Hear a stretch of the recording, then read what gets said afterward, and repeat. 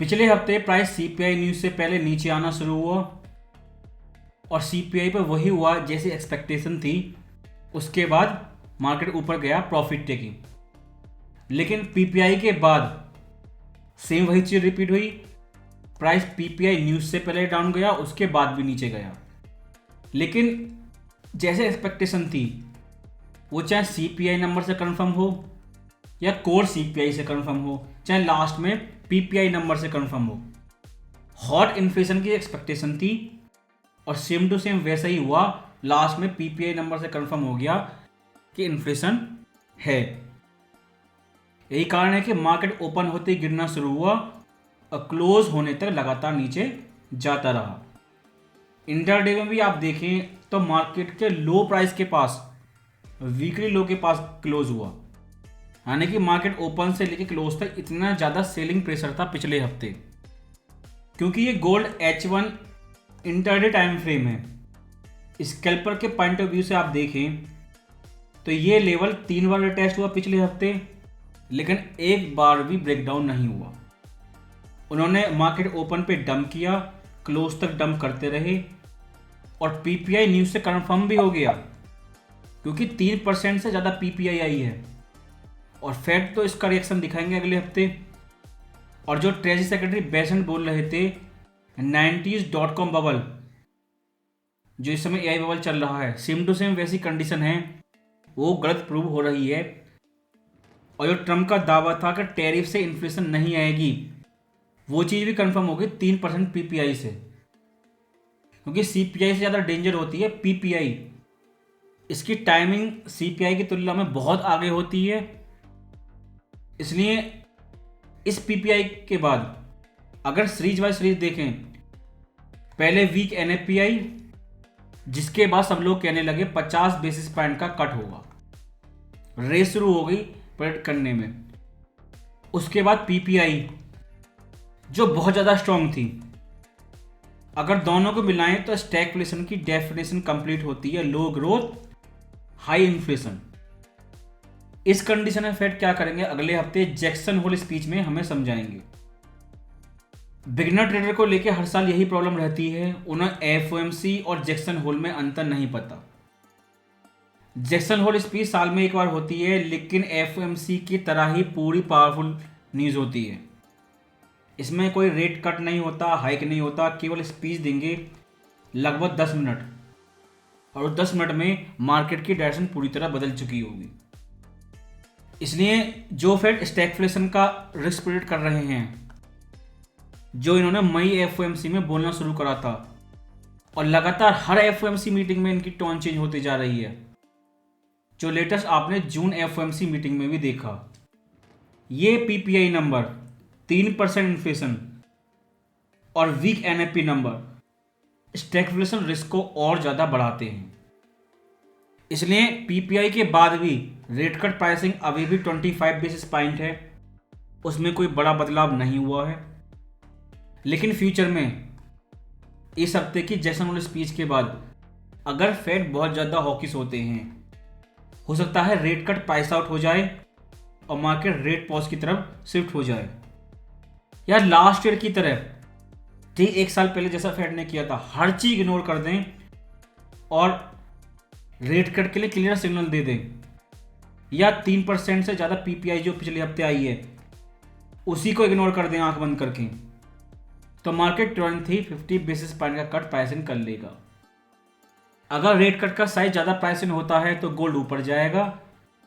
जो करंट में 25 basis point का कट प्राइसिंग है वो पॉज की तरफ शिफ्ट होता है तो गोल्ड नीचे जाएगा।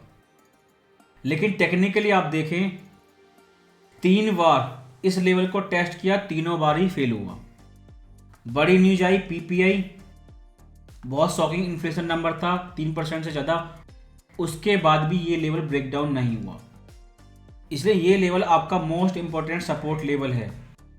जब तक प्राइस इस लेवल के ऊपर है गोल्ड बुलिश है, आप सेल नहीं करेंगे।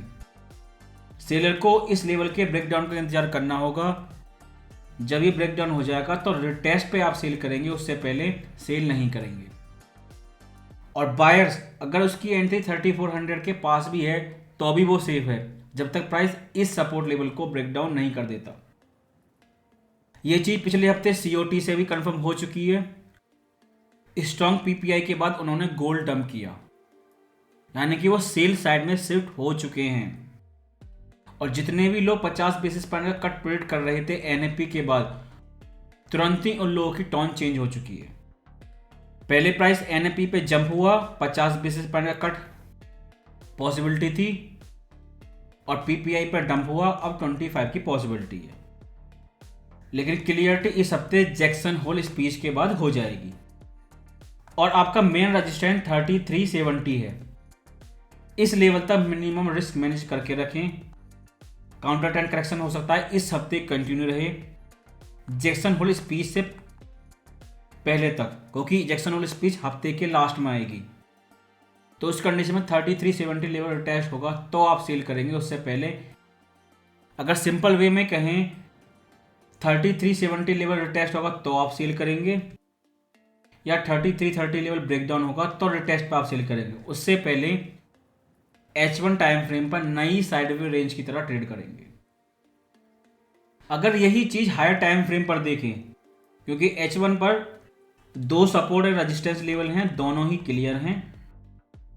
जब तक प्राइस 3400 के नीचे है ये बेरिश है, ये लेवल ब्रेकडाउन होगा, लेकिन जैक्सन होल स्पीच से पहले नहीं, उसके बाद हो सकता है।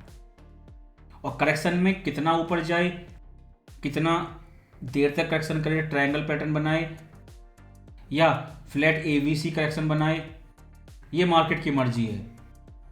लेकिन 3400 के नीचे गोल्ड बेरिश है और ये लेवल ब्रेकडाउन होगा, लेकिन उससे पहले करेक्शन। लेकिन इसी चीज को डेली टाइम फ्रेम पर देखें और लास्ट ईयर और दिस ईयर को साइड बाय साइड कंपेयर करें, क्योंकि सभी लोग, सारे बैंक ट्रेडर यही एक्सपेक्ट कर रहे हैं कि पिछली साल की तरह गोल्ड रेंज ब्रेकआउट करेगा, अप्लाई करेगा और $4000 जाएगा। पहले पावेल को फायर करने के लिए बोला था ट्रंप ने, उसके बाद BLS कमिश्नर को फायर कर दिया क्योंकि उन्होंने NFP वीक शो कर दी थी। अब ट्रंप कह रहे हैं गोल्डमैन सैक्स बैंक के इकोनॉमिस्ट को फायर करने के लिए, क्योंकि उन्होंने रिसर्च पब्लिश की थी जो ट्रंप के अगेंस्ट है। यानी कि हर वो व्यक्ति जो ट्रंप के अगेंस्ट बोलेगा, ट्रंप के अगेंस्ट फोरकास्ट करेगा या रिसर्च पब्लिश करेगा, ट्रंप उसे निकाल देंगे। लेकिन मेन चीज़ ये है, जब इस बैंक पर इतना बड़ा प्रेशर है तो इस बैंक से क्यों उम्मीद रख रहे हैं कि आप, ये बैंक क्लियर आपको बताएगा गोल्ड कहाँ जाएगा और क्यों जाएगा। क्योंकि इसी गोल्डमैन सैक्स बैंक जिसके इकोनॉमिस्ट को ये फायर करने के लिए बोल रहे हैं, उसी बैंक ने अप्रैल महीने में बोला था गोल्ड $4000 जाएगा, लेकिन तब से अभी तक ये केवल साइडवे है। आप टॉप पे बाय करते हैं, $100 डंप होता है और अकाउंट क्रैश हो जाते हैं। क्योंकि ये चीज ट्रंप ने क्लियर कर दी, सारे बैंक इनके कंट्रोल में हैं, इसलिए ये उम्मीद छोड़ दें, बैंक कभी भी आपको बताएंगे क्लियर मार्केट कहाँ जाएगा और कारण क्या है। ठीक 1 साल पहले इस समय रेंज ब्रेकआउट करके गोल्ड फ्लाई करना स्टार्ट हो चुका था और ऊपर जा रहा था। लेकिन इस साल प्राइस अभी भी रेंज के अंदर है, क्लियर रेंज ब्रेकआउट है ही नहीं। और 25 बेसिस पॉइंट का कट होगा या पॉज होगा या 50 बेसिस पॉइंट का कट होगा, ये चीज़ अभी क्लियर ही नहीं हुई है। सारी चीज़ें कंफर्म हो चुकी थी, जैक्सन होल स्पीच भी हो चुकी थी, लेकिन इस हफ्ते लास्ट में जैक्सन होल स्पीच आएगी, उसके बाद क्लियर होगा कि सितंबर FOMC मीटिंग में क्या होगा, जो डिसाइड करेगा गोल्ड 3500 के ऊपर क्लोज होगा या 3100 के नीचे। लेकिन इसकी शुरुआत इस हफ्ते जैक्सन होल स्पीच से हो जाएगी। क्लियर हिंट आ जाएगा, या तो गोल्ड 3500 के ऊपर क्लोज होने वाला है अगले महीने या 3100 के नीचे। लेकिन जो PPI न्यूज़ आई है पिछले हफ्ते, जितनी ज़्यादा स्ट्रॉन्ग आई है, उसे देख के ये नहीं लगता कि फेड ईजिली डॉविश होंगे या ईजिली रेट कट के बारे में बोलेंगे।